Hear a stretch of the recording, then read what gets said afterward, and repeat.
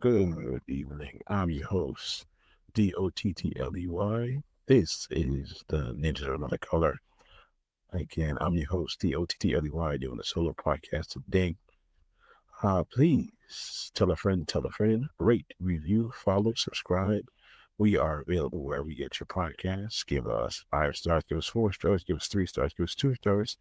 If you don't give us any stars, we just assume that we're doing it properly. We're available on Spotify, Amazon Music, Samsung Podcast, Pandora, YouTube Music, Google Podcasts, TuneIn, iHeartRadio, and yes, we're still waiting for someone to give us the Apple ID so we can go ahead and get it started on Apple. Today's topics are Doc Did 'Em Dirty. We'll talk about the new Season 3 trailer. FSU is 6-2 in the ACC. Knicks beat the Nets in the Battle of New York. Did OJ admit he did it? Andrew Jones, Mr. Hall of Fame. But will there be 3 Braves to make it in 2025? The Falcons are still interviewing head coach candidates, and it's R MKay shaking in his boots. All right, let's get it started.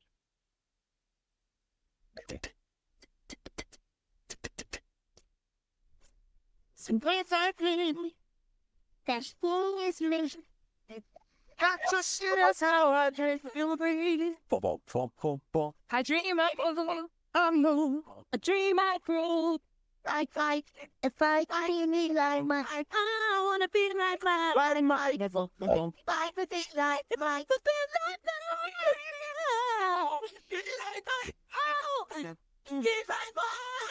yes, I just need to fly.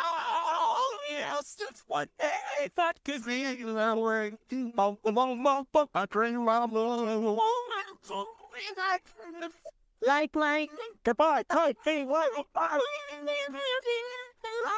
If I see my like that love dream. I'm not going to sing. Yes, from the greatest of all time, Michael Jordan, Gatorade commercials. You know you love him. Yes, I won't sing either. So, this is January 24th. 1 day away. 1 day away from what? Say it again with me. By the power of Grayskull. Yes, people. We are 1 day away from season 2 of Kevin Smith's Netflix. Oh, I apologize. Netflix, he meant Revolutions. I'll be there with bells on. So, we're gonna do a little rewriting. So right now, instead of doing the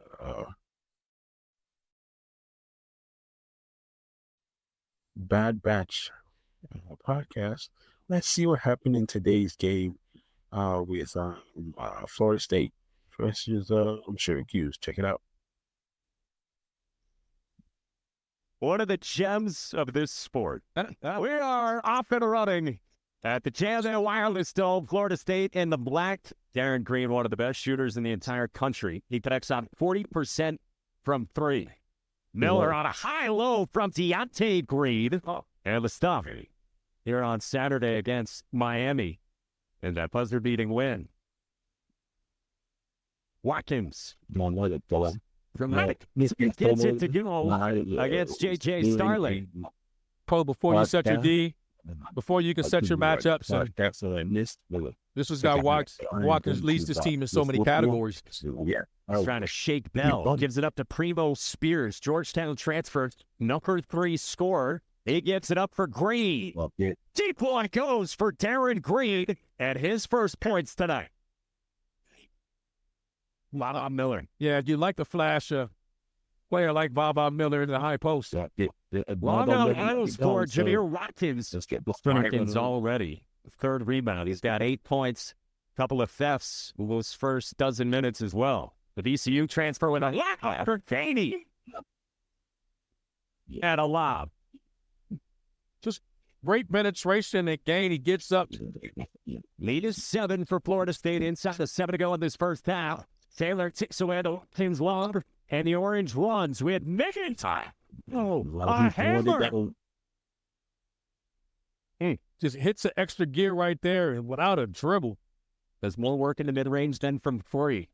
That's higher for this guy, Darren Green, who rattles one out, and Brown clears it. Starling accelerates off the bounce, and close to foul. 1-on-1 there. It's not much Green could do but foul him with his size and strength. 5-0 in the SEC. Protest for Bruce Posey. Syracuse down 2. It's Benny Williams. Line drive, triple that together, hanging by Brown, and we're locked at 26. Gives it up to Starling. Starling crosses up Nickelberry. Starling tough, shooting the clearing out that right side for him, and there's the angle to step back. Great defense initially, and just Nickelberry didn't give him a chance to land. They're setting up in man, and sometimes they'll leave that, and then they'll go to man-to-man, and they'll just run and trap the basketball. Baseline of first. Fell off for Gaylord. For Williams. That is a heck of a play there by the league, right? Jameer Watkins. The green screen. Turn the corner. Top pass. He finishes. Ain't a foul. How about Jameer Watkins wrapping that thing around? In the weak side corner, so you got to help him suck in and pull off. What can we start over the other side, man? I don't get it. Spears comes up to get it around the screen. From the elbow, the hanger. Ties us at 48. Buries one for the Noles. It's a great job there, just reversing and finding him in the corner. Styling finishes through the contest. J.J. Starling on a hung, well defended by Spears. Great job the defense again. There by Spears, staying in front of the ball. He moves it. Watkins. Here, 1-point lead for the Orange. And Corin. Quick shots like that are like turnovers. You don't get his chance to set your D, and this is what happens. Corin on the receipt again from Spears, and Florida State calls back in front. Starling escaped Spears. Rolled out, and Williams couldn't stuff the follow. Knowles run. Spears. Watkins says, I'll show you how to do it. Wormley turned the corner. Oh, Brown. Oh, Warren. Second effort. Hitting the Bulls. I don't know why he doesn't stop. Critical moment here for the Orange. Vince. Still New York. Kingston drives on top. Watkins on a step crew. Yes, sir. How about 22 from Jameer Watkins, matching a career high with 7 to go. Mintz, shot clock winding down. Spears all over. Mintz, tough shot off the glass. It's a difficult shot. He's putting him on his back, and he's trying to carry him home. Mintz, driving on Millet. Lost it. Watkins on the bench right now for Florida State, and it's Miller. Attack mode. The lead is 10, and Red Autry needs a timeout. There have been games this year where Syracuse applies full court pressure, can works its way back into games. They got to do it against the Noles. Point from Loney. And Watkins pulls it out. Shot clock at clock. Spears off the bounce. And a foul. These guys are gaining their confidence. They've been in these moments. They've been in these close games. And Watkins, an exclamation point out of the corner. Rebounded from that home loss at versus Clemson. And playing the Syracuse, New York, and got one on the road. Yeah, 3 consecutive wins. But, yeah, they lost against Clemson. But, God, I give them credit. They handle the press. Everybody's going to start to press them now. And I like this one. They're 6-2, I think, in second. They're second in the place behind North Carolina or maybe Duke. Yeah, maybe Duke, yeah. Yeah, they are. That's a good road win. But more chess to come in the ACC. Hopefully we get 7 or 8, hopefully a top 4, but you never know. Win the ACC tournament, but we're on the right track. But we're going to go to a funny bit right now. Courtesy of the Dan Lebertard Show. How many of you think OJ killed his boyfriend? I'm sorry, his ex-wife and her boyfriend. But check this out. This is real funny. It kind of caught my eye, but check it out. I love it. Pam is hilarious. My favorite part of that video, which I had to revisit before talking to you guys today, though, to Dan's point, is how that interview starts. Because what Mace says, so Cam, for people who are familiar, Cameron, Killer Cam, Mace addresses Cam by saying, yo, Killer, I wanted to ask you something going forward at the beginning. And just watch and listen to OJ as he hears someone address someone else by the word killer. If you could play that video. I don't know if the video department has. Yes. But that would be tremendous. Choose something before we go forward. Did he admit he's a killer? Not in the football sense. He's a killer. Straight killer. A straight killer, man. But that was funny. Yes, for those who don't know, in the 90s, OJ was put on trial for the murder of his ex-wife and her boyfriend. But people would understand if you murdered your ex-wife and your boyfriend, her boyfriend, because they were running around in his stuff.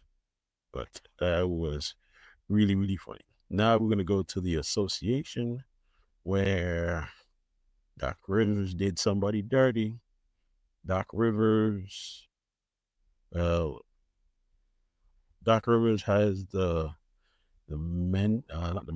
has the Bucks job today.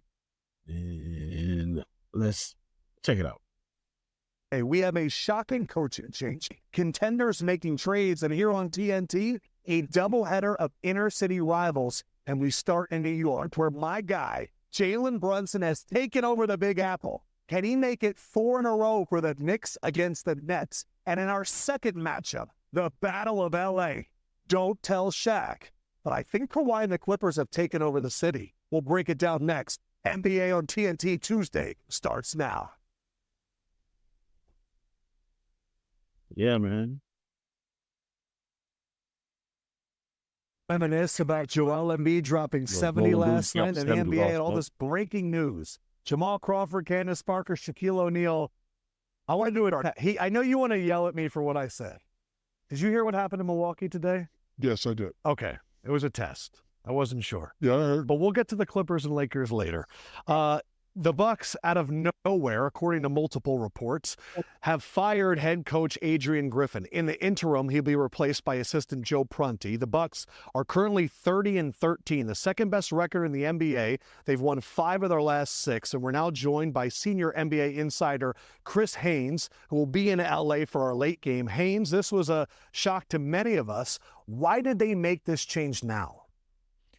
Adam, it's funny you phrase it that way, because if you talk to members of the Bucks, well, if they'll be honest with you, it wasn't a shock to them. And the reason why I say that is the last week and a half or so, the front office began attending the practices and shoot-arounds.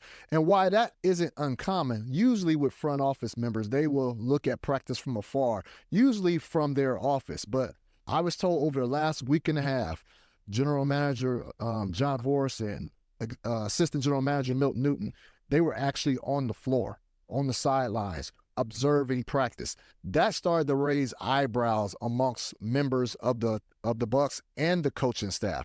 And we all throughout this season, we've all been hearing about, rumbles of guys being unhappy, roles, schemes not being well executed and formulated. And, even me, I reported back in December during the in-season tournament when Bobby Portis called out Coach Adrian Griffin about the schemes and their lack of execution down the stretch. And so there's been signals all throughout this 4-month tenure of Adrian Griffin as the head coach of the Milwaukee Bucks, which led to this point. Now, I will say this. I want to kind of clarify, because I know people will say, well, why are they firing Adrian Griffin now? Because, they hired him in June, and at that point, that was before Damian Lillard, and they were still a championship contending team at that point before Damian Lillard. But the way it was explained to me was that the Bucks going into the summer, they faced the unknown. They didn't know if they were going to be able to re-sign Chris Middleton. They didn't know if they were going to re-sign Brook Lopez, Giannis Antetokounmpo. They didn't know if he was going to do an extension. So they kind of braced themselves to kind of take a step back. They didn't know if they were going to be able to be this potent going into this season. Then the trade happens. They acquire Damian Lillard, and now expectations change, and that made life a little bit more harder for Adrian Griffin. So there's a lot of things that happen behind the scenes, and you can make the argument that he probably wasn't ready for this type of a situation. But again, this wasn't the situation that he originally signed up for. Chris, one follow-up for you. I'm seeing a lot of reports right now moving on to who the next coach is going to be. I believe you're the only one that's spoken with Adrian Griffin. How's he holding up right now? Yeah, I spoke with Adrian Griffin. Before I touch on that, the Bucks, they are trying to zero in on Doc Rivers, who is a color commentator for ESPN as of right now. And so that is who they're trying to get after, but also two other names that I've been told that they plan to reach out to, Jeff Van Gundy and Nate McMillan. They're going after experienced coaches who have experience in dealing with star level and superstar level players. So that's what they're going on in the hunt as of right now. But as far as Adrian Griffin, I had the opportunity to talk to him over the phone for about 10 minutes this afternoon, and we spoke about numerous things, but this what he wanted relayed, and this quote: "I appreciate the opportunity the Bucks gave me. You can't control everything. I feel good about the job we did. I appreciate my coaching staff for all their hard work. I always wanted to be a head coach in this league. I couldn't have asked for a better roster. I got to coach Giannis, Dame, Chris, and Brook. Dream come true. Hopefully I get another shot at it. But overall, I'm just thankful." So, that's Adrian Griffin right there. He told me, he was surprised, but he understands this business, and he was grateful. And I will say, before he took this job, he interviewed on 14 different occasions for a head coaching job before he landed this Bucks job in June. So, unfortunate situation, but the Bucks felt like they need to make a move right now, a drastic move right now to save this season, because they have championship aspirations. They just felt that the way that they were going, they weren't getting enough convincing wins. Guys weren't meshing quickly enough for their liking, so they felt like the change was necessary. Chris Haynes in LA. We'll see you later tonight, Chris. Thank you so much. It is very surprising. Bucks 30-13, as we mentioned. CarMax 101. Last season versus this season, the big change right now is that defensive rating. I just want to say, when you go from Jrue Holiday to Damian Lillard, that will impact it as well. One thing I had Underdog look up, at this point last year, they were 27-16. So they're actually 3 games better than they were at this point last year. Jamal, you have played for Doc Rivers. First, your take on making this decision now and the possible changes that we've heard. I don't like it, to be honest with you. Just the fact that he interviewed for 14 different coaching jobs. He gets one. They have a better record than they did this point last year. And let's be honest, the Bucks aren't going to be judged on the regular season anyway.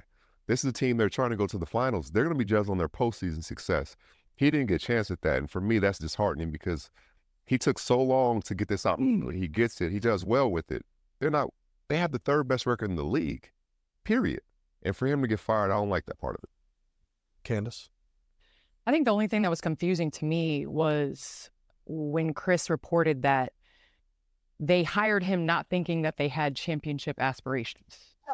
When you have Giannis Antetokounmpo, who is top 3 in the league, how do you not have championship aspirations? And so I think that Adrian was hired at a disadvantage. We're not in the locker room on a day-to-day. The buy-in is super important, especially from your star players. Defensively, yes, there is going to be a shift. You lost Jrue Holiday, who is one of the best one-on-one defenders in this league. You can switch abilities, championship, just a great guy. There's going to take time for an adjustment with Dame and Giannis. But here's what I will say. With this coaching change, this makes me think that the Bucks aren't done. Like, there's going to be a lot of movement, I think, at trade deadline. player. Perhaps a DeJounte Murray, perhaps someone like that that's going to be able to come in and play and kind of add to the coaching change as well. So I think this is very interesting. I think the thing that sticks out is that they didn't have championship aspirations. Right. That to me was very telling. And one thing they didn't say, they asked Doc Rivers to be a consultant. And per reports, Doc Rivers is a new guy in Milwaukee. So my question is this: did Doc did him dirty? Did he do him dirty, people? I think he did. Gave him bad advice.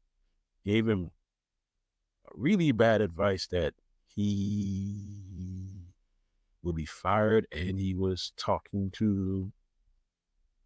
He had an in with the brass, and you never know. I think Doc did him dirty. He wouldn't let him. He wouldn't let him at least finish out the year. Even with the bad buy-in or whatever, you learn on the job, and they were the second best in the East, or either the second best in the East, or even second best in the league, and you fire him. I was like, damn, that's just awful. But let me know what you think. You think Doc did him dirty by consulting with? He's sitting behind closed doors talking to the management, bad talking him. Is that a possibility? Let me know. All right, moving on. We're going to go to the Battle of New York. Yes, tonight, the Knicks and the Nets, they played for, I guess, city supremacy is the language I'm trying to say. But let's go ahead and see what happened. NBA.com will visit the NBA app for more. Smith, Swine, Finney Smith. Hits a 180 to the end of the lead, and the Nets needed as well to take a 2-point lead with 3:38 to go. They were 0 for 13 over the last 6 games until that one, and just had a breakdown defensively between Brunson and DiVincenzo. Brunson missed it. Achua got the basket, but he cleared space, and it's a foul on Achua. No basket. You see the confusion. Both guys go with Bridges. Smith in the lane, and Finney Smith finally makes one, and Achua's clearly pushing the back. No Hartenstein for the Knicks. Sims and Achua have played well in his absence. Johnson trying to keep it away. Turnover. Brooklyn.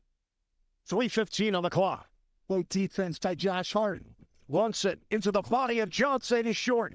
Rebounded by Claxton. That's 17 rebounds for Nick Claxton to go along with 8 points.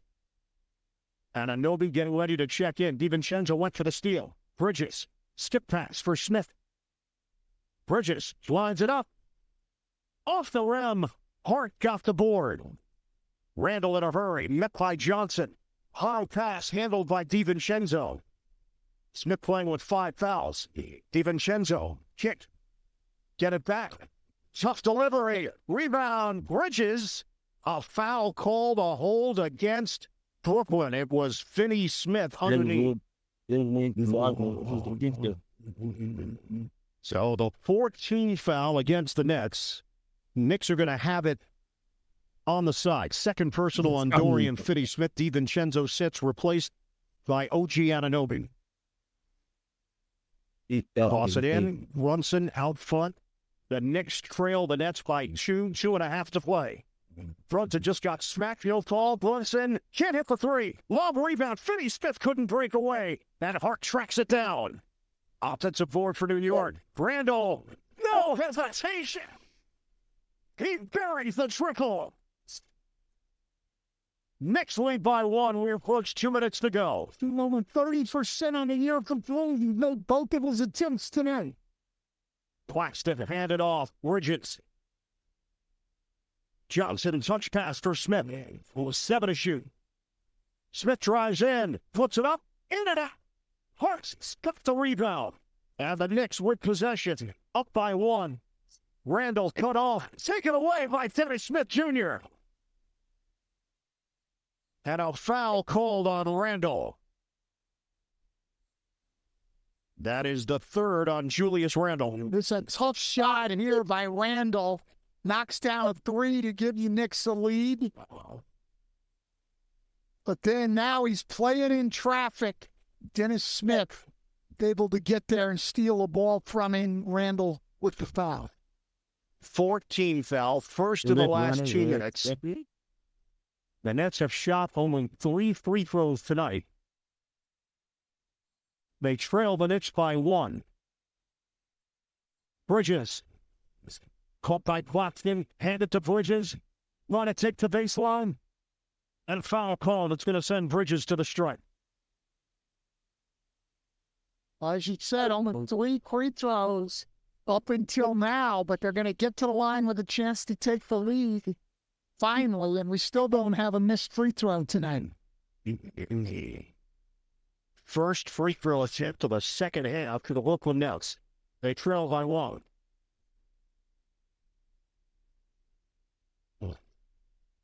It is rare if you shoot free throws at home and hear that kind of reaction on a miss. That is for sure. Bridges shooting it at 84% on the season. This one to the top. 101, 101. 128 on the clock.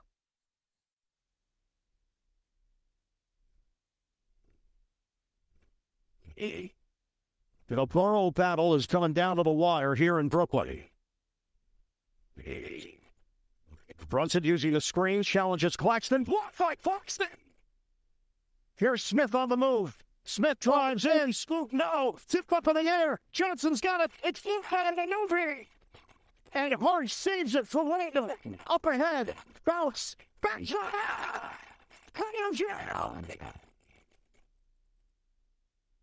Incredible defensive sequence by the Knicks to turn it into offense at the other end.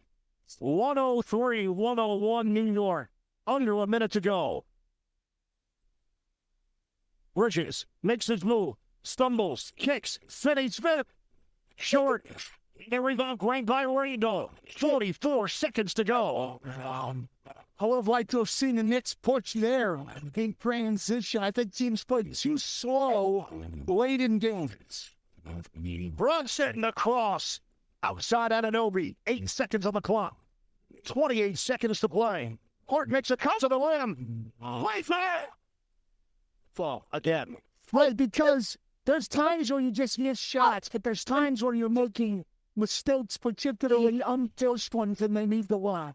Eat the bucket. Hey, hit the bucket. Michelle Bridges cuts it to 2. And now they have to play the foul game against the Knicks. And Brunson, who shoots it at 83%, will get a pair. Bridges gets space, knocks it down. He's been tremendous tonight. I'm not sure they needed to take the foul that early. Get the ball out of Brunson's hands. See if you can get it to one of these other guys who doesn't shoot the ball as well at the free throw line. He's the only 80+% free throw shooter on the floor. The Knicks lead by 3. It's 19.8 on the clock.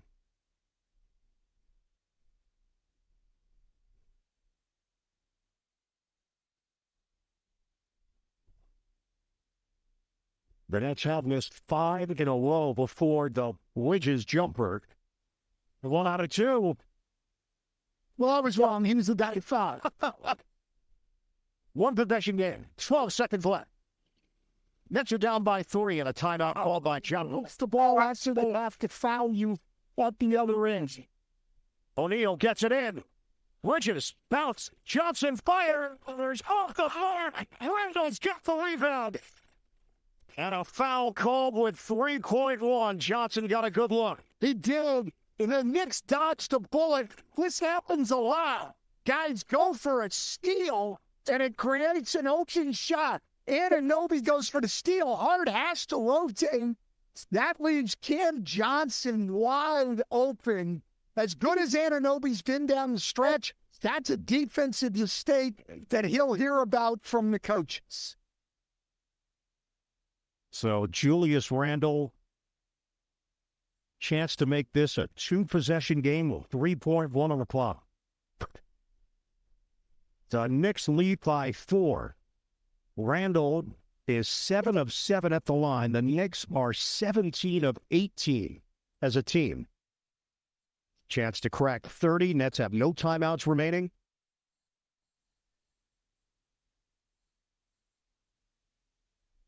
Two on a two. 108, 103. Another fourth quarter collapse for the now. Bridges fires at the horn, and that's it. The Knicks huddle from behind to knock off the Nets. Boston and Miami, the King. Like I said, the Knicks won. Great team win, but the Knicks need to trade Mr. Randle. Need to get a new coach. But we are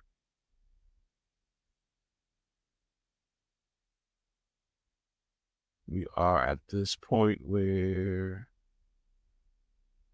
we have to stick with what we got. And I don't like Tibbs as a coach.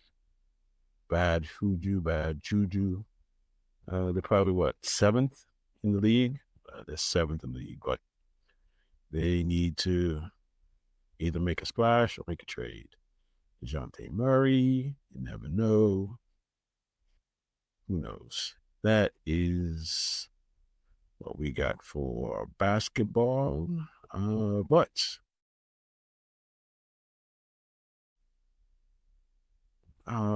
today was the baseball announcement. So congratulations to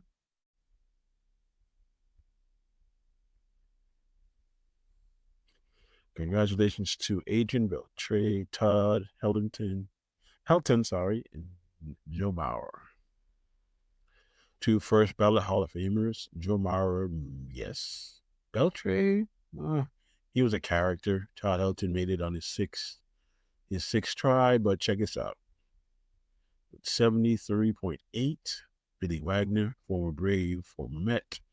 63.9 his 10th year. Gary Sheffield and former Brave Andrew Jones, 61.6. So, hopefully in 2025, we have 3 Braves going into the Hall of Fame. I will hope so. Barring any major first ballot Hall of Famers coming up. I don't think they do, but you never know. But we are in a time where anything is possible, and these people don't know what baseball is. Andrew Jones deserves the Hall of Fame. Hopefully, knock on wood, he'll be around next year to receive his award. This is the Ninja of Another Color. I'm your host, DOTTLEY. I'm doing the solo podcast today. Tomorrow we will have the cast of characters together for Ninja of Other Color. Rate, review, follow, subscribe, tell a friend to tell a friend. Please give us 5 stars. When you review us, give us 4 stars, give us 3 stars, give us 2 stars, even give us 1 star. If you don't give us any stars, we'll just assume you do it properly. We are available where you get your podcast. We are available on Spotify, Amazon Music, Samsung Music, Pandora, YouTube Music, Google Podcasts, TuneIn, iHeartRadio, and we're still waiting for someone to give us an Apple ID so it can be on Apple. You can support via Cash App or Zelle. The information is on our website. All right, we are technically 24 hours away from Masters of the Universe Revolutions, I tell you. You know, we will be there with bells on to see this awesome, people say they don't like, but I like it. But let's see the trailer. Death comes for us all. Even for kings it comes. You will have to make a choice. Will you rule as Adam or as He-Man? Because it cannot be both. I'll never be half the man or king my father was. Eternia needs a king. Why would the power reveal itself to me if I was destined to give it up? I know where my talents lie. On the throne of Eternos. Time for a revolution. He's not skeletal anymore. He's more powerful than ever. Stop! I'm here to ask for help.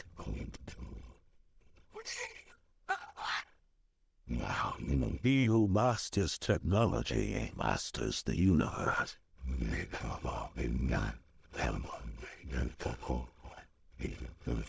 We know how powerful a little magic can be.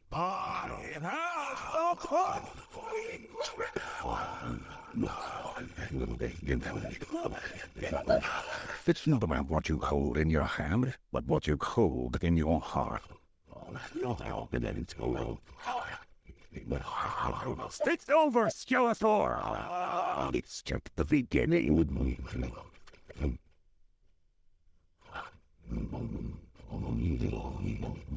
By the power of Grayskull.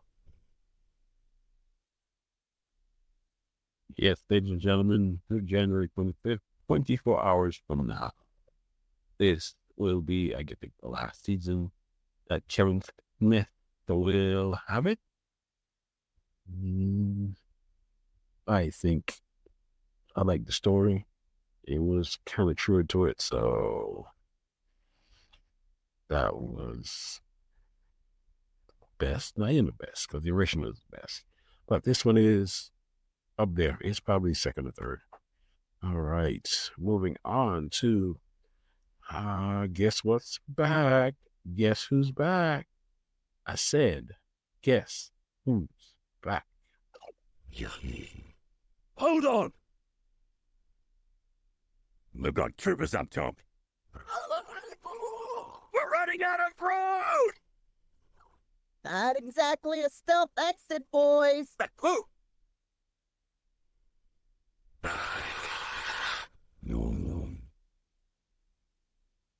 I thought that the end of the war would mean an end to losing more of our brothers. But I was wrong. We can't just walk away. Not with the Empire imprisoning the kid. Secure her in a cell. Omega's been waiting for us a long time. Our mission is not over yet. There is nothing of greater importance to secure the future of this empire. Whatever is needed to accomplish this goal, you will have it.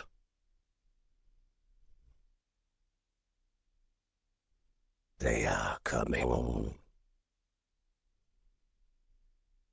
For all of you.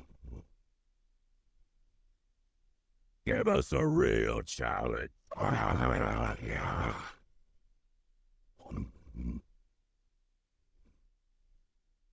Everyone down! We're not big on following orders. I wasn't planning on killing you, but you're making it very tempting.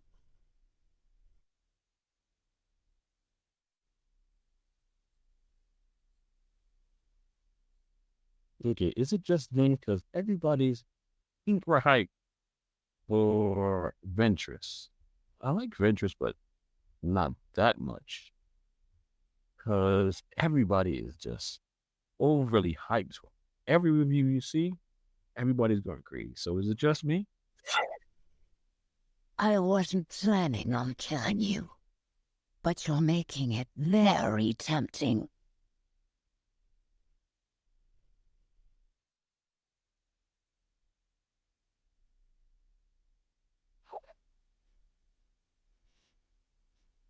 Yes, 3 episodes dropped on February 21st.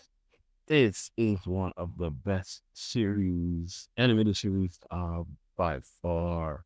I think from Star Wars, Clone Wars, then this. Yeah.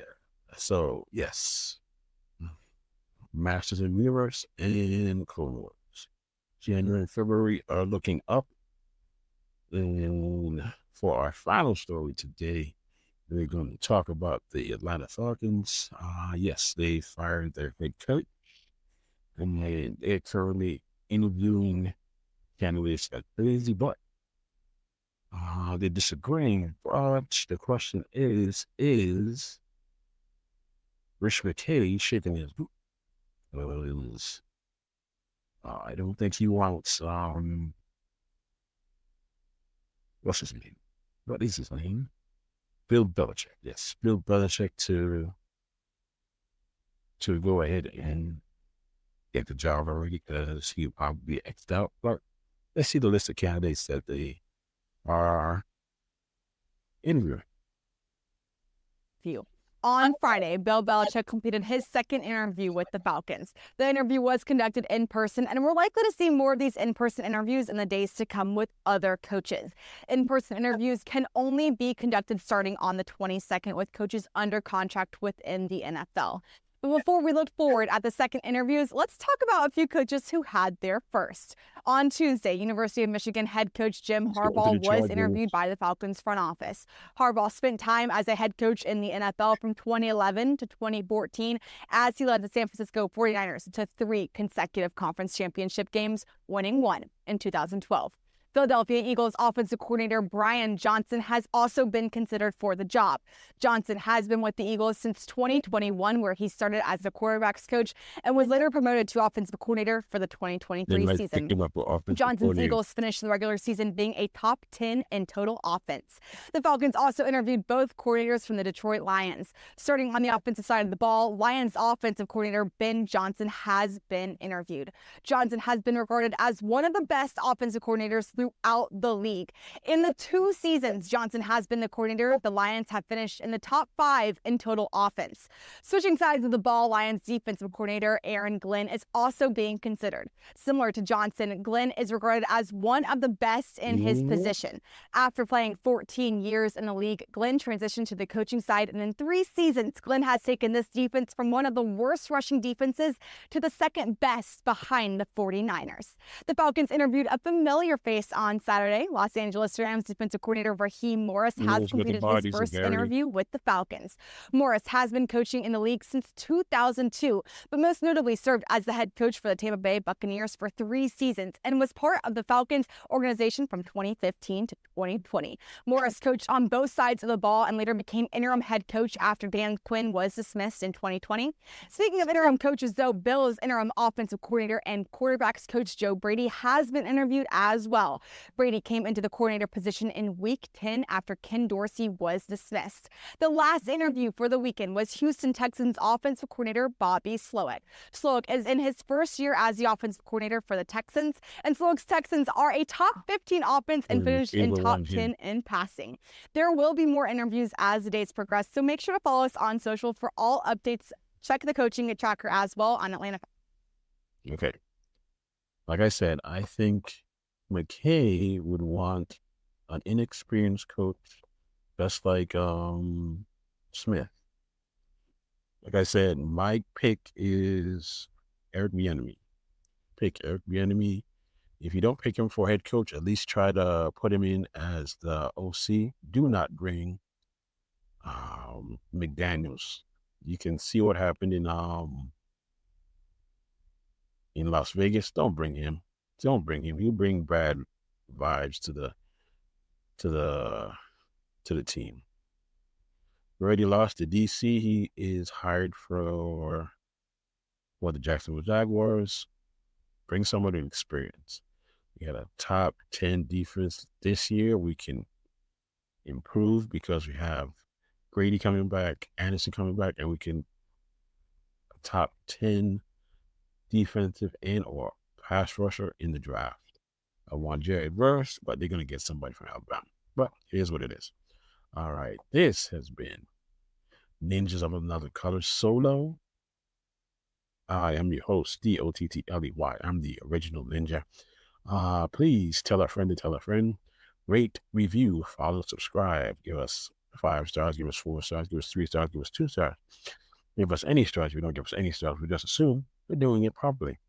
We are available wherever you get your podcasts. We are available on Spotify, Amazon Music, Samsung Podcasts, Pandora, YouTube Music, Google Podcasts, TuneIn, iHeartRadio, and we're still waiting for someone to give us an Apple ID so we can post on Apple. You can support the podcast via Cash App and via Zelle. Information is listed on our website. All right. And we're going to leave you with maybe one of the best theme songs of the 80s. We'll see you next week.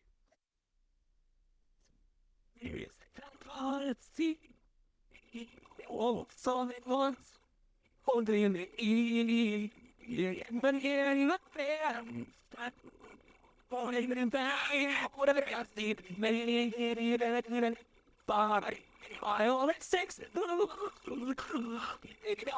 lines out, all the lines out, by all its six, they got to very full size. Ein genialer Wissenschaftler hat eine 6-köpfige Familie im Wert von $6 Millionen mit Bionic ausgestattet, um sie unbesiegbar zu machen. Sie nennt sich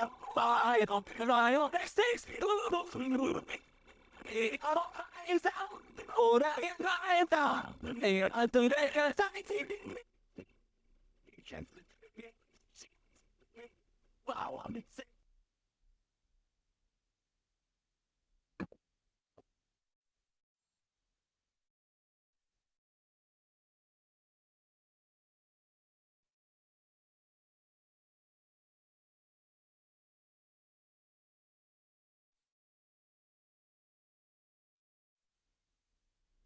We got the family. I've got the temple. They've got to be I'm supposed to see that I am father so deep in the sea.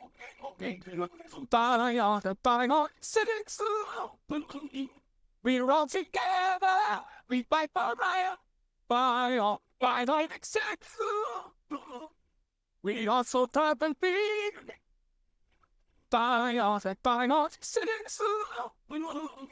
We're all together. We fight for right.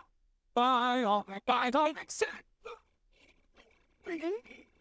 By all the sex. We're not together. We fight for right. So feature down on me. And what's so very how to be. By all the sex.